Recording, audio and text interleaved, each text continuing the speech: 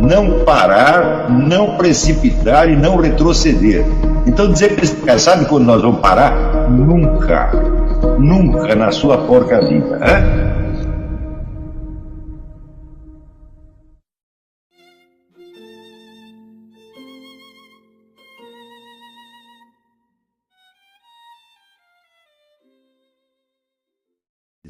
E isso tudo hoje é usado maciçamente pelo sistema de ensino, que é um sistema de ensino voltado principalmente para a moldagem de comportamento e não para o desenvolvimento cognitivo da pessoa.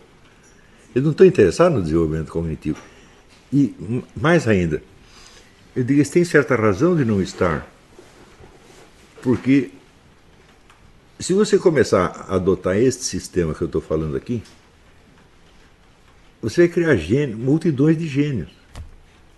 E onde é que você vai arrumar emprego para tantos gênios? Então você sempre tem que ter uma massa de idiotas, não precisa. Isso é uma exigência da própria economia. Então, o sujeito não vai estudar física quântica para depois ele ser o varredor de rua. Mas alguém tem de ser o varredor de rua, né? Então, se não há idiotas em número suficiente produzido pela natureza, a gente tem que fabricá-los. Não.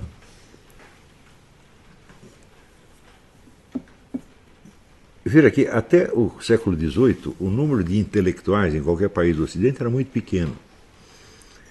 E as pessoas só se dedicavam a isto quando elas tinham uma vocação muito forte e isso importava para elas mais do que qualquer coisa.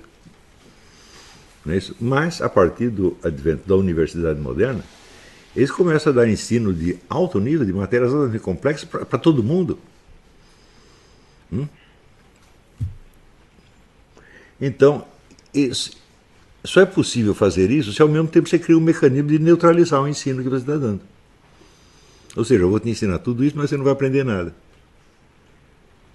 E note bem, quando você vê esse fenômeno de que mais de 50% dos formandos das universidades brasileiras são analfabetos funcionais, isso não é um erro, não é a má educação. Isso é um plano para funcionar exatamente assim. Eu não creio que exista nenhuma sociedade, nenhum tipo de sociedade no mundo que possa absorver milhões e milhões de gênios. E daí, por que isso começou a acontecer? Porque no começo do século XIX, começo do século XX, as universidades eram muito sérias. Então você criou uma mão de obra especializada, altamente qualificada e altamente exigente. E não tinha função social para elas exercerem. E elas foram alimentar o quê? Os partidos revolucionários. Alguém deve ter percebido que isso não estava dando certo. Falou, não, vamos emburrecer os caras rapidinho. E pior, não tem outro jeito. Só que, note bem, eu não estou aqui oferecendo solução para problemas sociais. Estou tentando oferecer uma solução para os seus problemas. Eu só pretendo afetar os meus alunos, não a sociedade em geral. Então, um certo número de pessoas pode se livrar disso e desenvolver sua inteligência até o último limite, sem que isso faça mal a ninguém. Mas não se pode, isso que eu estou ensinando para vocês, não se pode adotar em todas as universidades.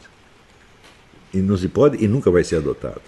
Entendeu? O coeficiente de imbecilização vai ter que continuar de algum modo. Agora,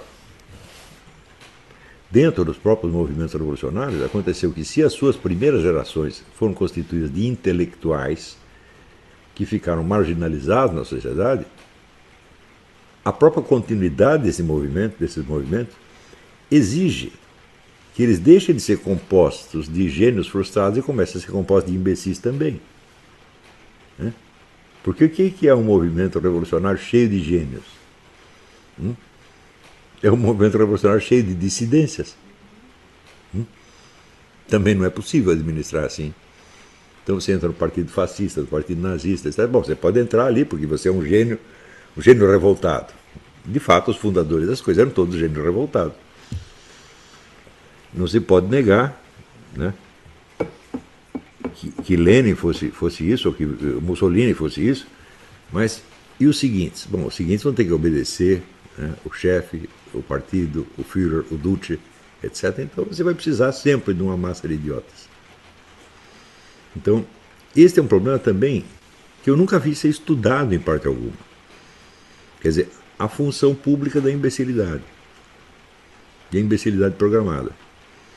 Mas existem provas da imbecilidade programada. O livro da Charlotte Iserbyt, que eu mencionei ontem, The Deliberate Dumbing Down of America, ela vai pegando todos os decretos que moldaram o sistema educacional americano e vai vendo que todos eles se destinavam a baixar o nível de inteligência das pessoas. Eu digo, isso é uma maldade? Você fala, bom, não sei se é maldade, mas se você for julgar um por um, é claro que é maldade, você está prejudicando as pessoas, mas do ponto de vista do equilíbrio social, eu falo, não vejo outra maneira. Por isso que, ó, se você me convida para ser ministro da Educação, eu considero uma ofensa, porque daí eu também ou vou ter que criar uma multidão de gênios e criar uma crise permanente, ou vou ter que criar idiotas também. Eu não quero fazer uma coisa nem a outra. Então é por isso que todo o meu esforço educacional é dirigido a certos indivíduos e não a uma massa. Você tem algum projeto para a educação brasileira? Eu falo, Deus me livre.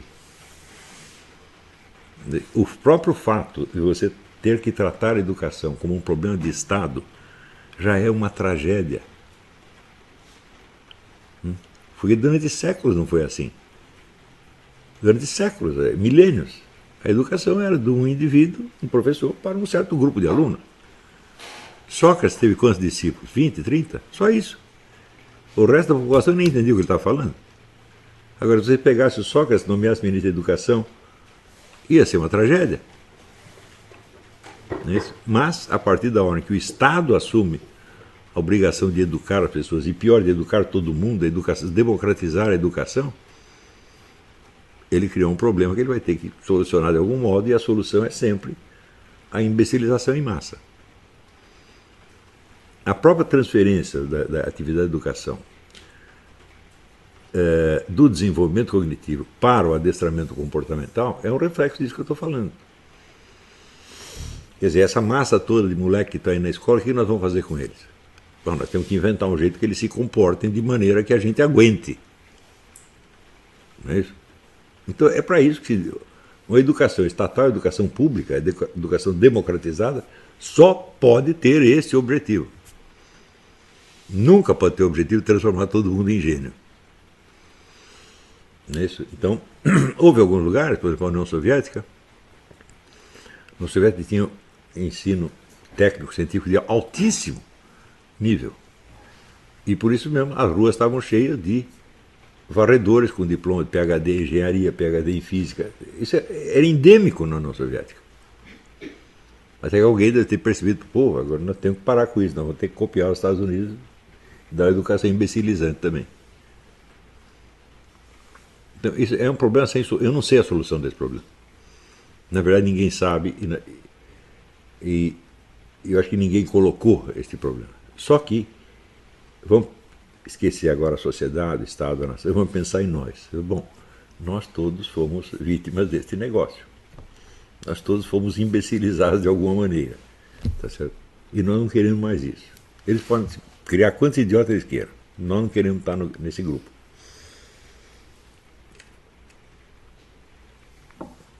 Então, nós também temos que perguntar quantos intelectuais um país precisa. Vamos dizer, intelectuais tipo formadores de opinião, assim, de alto nível. É um número relativamente pequeno. No Brasil, se tivesse 100, seria mais do que suficiente. Mas nós queremos estar entre esses 100. Então, o nosso objetivo é o seguinte: nós vamos nos tornar pessoas capazes de analisar situações, compreendê-las, explicá-las na medida do possível, tá certo? E ser úteis até certo ponto. Eu acho que só faz sentido você estudar comigo se essa é a ideia dele. Quer dizer, ele quer fazer um trabalho diferenciado, quer dizer, superior, quer dizer, à média, e um trabalho que esteja centrado não no desenvolvimento da sua carreira profissional, mas na solução de problemas objetivos, ainda que isto não resulte em nenhum benefício para a sua carreira profissional. Ou seja, das duas tecnologias mencionadas pelo Zinoviev, a tecnologia de fazer alguma coisa, a tecnologia de subir na vida, a primeira predomine, ainda que com sacrifício próprio. Esta é a única esperança, porque a duplicidade de critérios ela já é um fator imbecilizante. Porque você não vai poder pensar certas coisas que vão prejudicar a sua carreira. Você está proibido de pensar isso, né? Então, quando você vê que, em geral, em toda a universidade, existe uma corrente de pensamento que predomina ali dentro. Aqui nos Estados Unidos e na Inglaterra é a tal da filosofia analítica, que aprenderam com Bertrand Russell, Wittgenstein e outros, que é uma filosofia convencida de que a única coisa que existe para o filósofo fazer é analisar a linguagem desde o ponto de vista lógico. Bom, por mim, eu rejeito essa proposta na primeira, pois como é que eu posso analisar a linguagem em si mesma? A linguagem sempre tem a referência a um objeto, e essa referência constitui quase tudo nela. Se eu isolo a linguagem como sendo um domínio independente, eu já estou analisando uma coisa que nem existe. Por mais que eu me aprimore nisso aí, eu vou estar sempre fora da realidade. Então,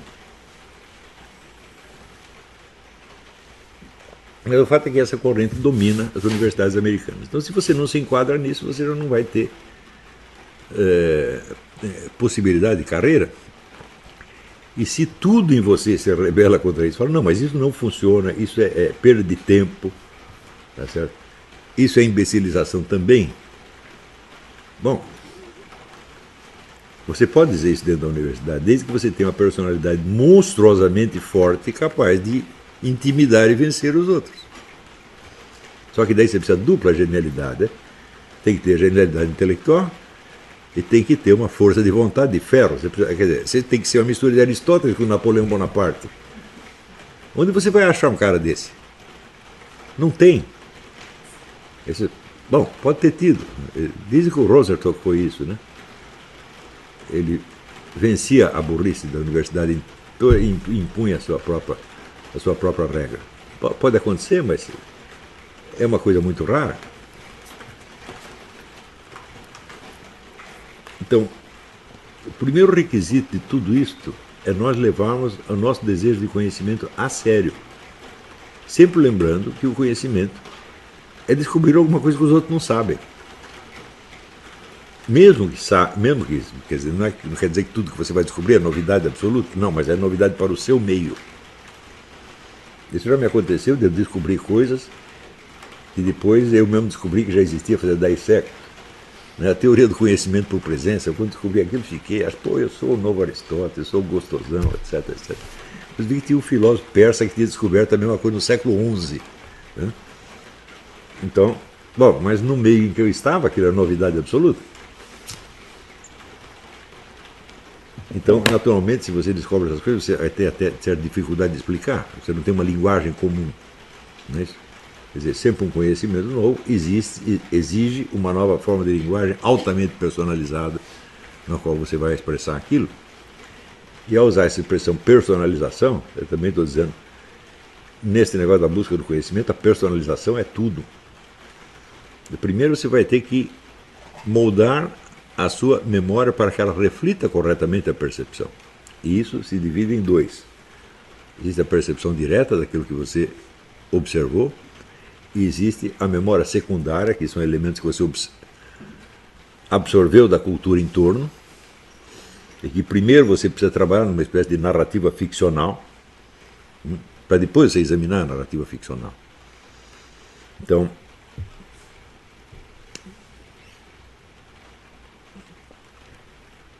aí surge também, evidentemente, o problema das fontes. Quer dizer, da onde que você recebe esse material cultural? Quais são as fontes nas quais você confia? Bom, aí já tem um erro inicial. Você não está interessado na veracidade, mas na confiabilidade das fontes. E você quer a confiabilidade das fontes, por quê? Porque isso te tranquiliza. Isso quer dizer que se aparecem 100 pessoas inteligentes mentindo para você, aparece um idiota dizendo a verdade, você vai confiar nas 100 pessoas. Então, isso aqui é básico. Então, fonte confiável não existe. Só existe narrativa verdadeira e narrativa falsa. Essa coisa da fonte confiável resulta em grandes tragédias. No ano de 2008, ou uma repórter meio maluquinha, chamada Debbie Schlussel, que ela descobriu que os documentos do Obama eram falsos. Mas como ela tem fama de meio maluca, ninguém ligou. Passaram-se anos para o Joseph Farah. Eu vivia escrevendo para o Joseph Farah, dizendo, pô, presta atenção nesse negócio. Ele levou 5 anos para entender que aquilo era verdade. E o Joseph Farah não é nenhum burro. Ele não é nenhum devoto do Obama. Porque a fonte não parecia. A notícia era espantosa e a fonte não era confiável. Eu digo, mas pouco me interessa a fonte é confiável. Meu Deus do céu, se eu posso interrogar um assassino, estuprador, ele vai me contar a verdade, é melhor do que eu perguntar para um santo, é? Se ele sabe, se ele é testemunho e o santo não é, é melhor perguntar para ele. Então, não há fonte confiável. Você vai ter que se orientar sozinho, né? E você vai ter que ficar em dúvida muito tempo. Isso não tem problema, isso aí é benéfico para a inteligência humana, né? Claro que você não pode ficar em dúvida sobre tudo e, sobretudo, você não pode cultivar a dúvida. Porque hoje em dia existe essa adoração da dúvida. Estar em dúvida parece mais inteligente do que você ter uma certeza. Não é isso? E vamos dizer, você duvidar de tudo, como propõe Descartes, é absolutamente impossível. Eu creio ter demonstrado isso no livrinho Visões de Descartes. Quer dizer, ele diz, veja, o caso de Descartes é gravíssimo nesse caso, porque é um exemplo de auto-engano muito profundo. Né? Ele diz que ficou em dúvida sobre tudo, mas ele ficou mesmo? Né? Ou ele apenas disse que ficou? Ele se perde na sua memória, ele perde o fio da meada. Né? Por isso que ele está falando do seu eu real, narrando uma história, e de repente ele começa a falar do conceito genérico do eu, sem perceber que ele saltou de uma coisa para outra. É uma falha de autoconhecimento. Gravíssima num filósofo, evidentemente. Mas nós cometemos isso muitas vezes na vida. Por quê? Ele não deu devida importância, quer dizer, à disciplina da memória. Quer dizer, que se eu vou contar uma história para mim mesmo, e era uma história relativamente curta, a história de um experimento mental que ele fez, não é isso? Eu tenho que 1000 vezes fechar os olhos e pensar, peraí, foi assim mesmo? E você precisa confiar na sua possibilidade de voltar ao começo da história e contar direito. Muitas vezes acontece que ao fazer isso, você descobre que a história não é contável, porque você consegue se lembrar do que aconteceu em termos de sensações, sentimentos, reações quase físicas, mas você não tem a verbalização. Mas essa é a segunda parte da operação, né? A primeira é lidar com a memória propriamente dita.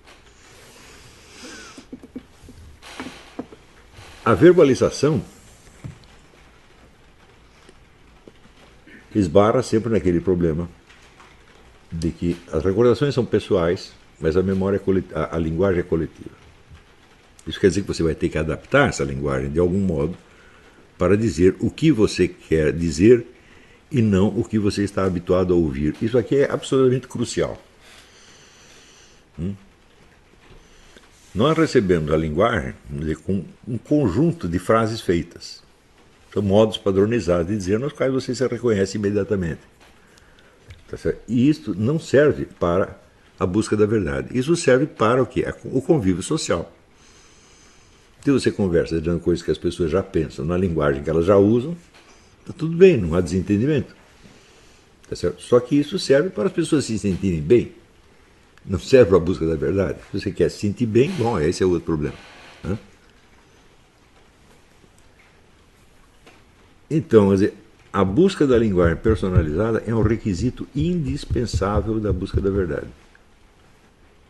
Quer dizer, eu tenho que encontrar as palavras que evoquem no leitor, no ouvinte, exatamente a mesma sensação que eu tenho. Às vezes não dá para você fazer isso.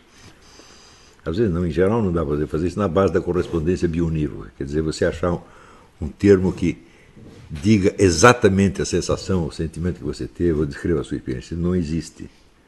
E este é o problema. Nos últimos dias eu tenho insistido muito nisso, que a linguagem científica é constituída de termos que designam conceitos padronizados. Quando, sei lá, um físico lê o livro do outro físico, cada palavra, ele sabe exatamente a que conceito e a que coisa corresponde. Por isso mesmo é que não se trata jamais de coisas reais, mas de coisas recortadas convencionalmente para permitir a comunicação científica. Né? Mas, se nós estamos falando da busca da verdade a partir da experiência individual real, então é claro que nós não temos uma linguagem de correspondência bionívoca. O que você tem que fazer é escrever uma coisa que dê a mesma impressão. Você não tem muito controle disto. Não se trata, portanto, de você descrever a experiência meticulosamente do ponto de vista material. Não é isto. Trata de você expressar de modo que, analogicamente, gere uma sensação, um sentimento análogo no ouvinte. E isso é uma atividade, evidentemente, uma habilidade literária. E sem isso, o resto da sua atividade cognitiva é só formalismo e convencionalismo. Isso quer dizer que é uma linguagem literária concreta, o que nos arraiga na realidade. Só isto faz. Nenhuma outra atividade humana pode fazer isso. E aí pessoal, tranquilo? Então, se inscreva no canal, compartilhe, comente, ajude nosso canal. Os links estão na descrição do vídeo. Você pode participar pelo Apoie-se, pela vaquinha. Qualquer forma de ajuda será muito bem-vinda. Pode curtir, comentar e compartilhar também para ajudar nosso canal. Quem quiser seguir a gente nas redes sociais estão todas aí na descrição do vídeo. Muito obrigado, sempre com Deus, pátria, família e liberdade. Tamo junto, forte abraço.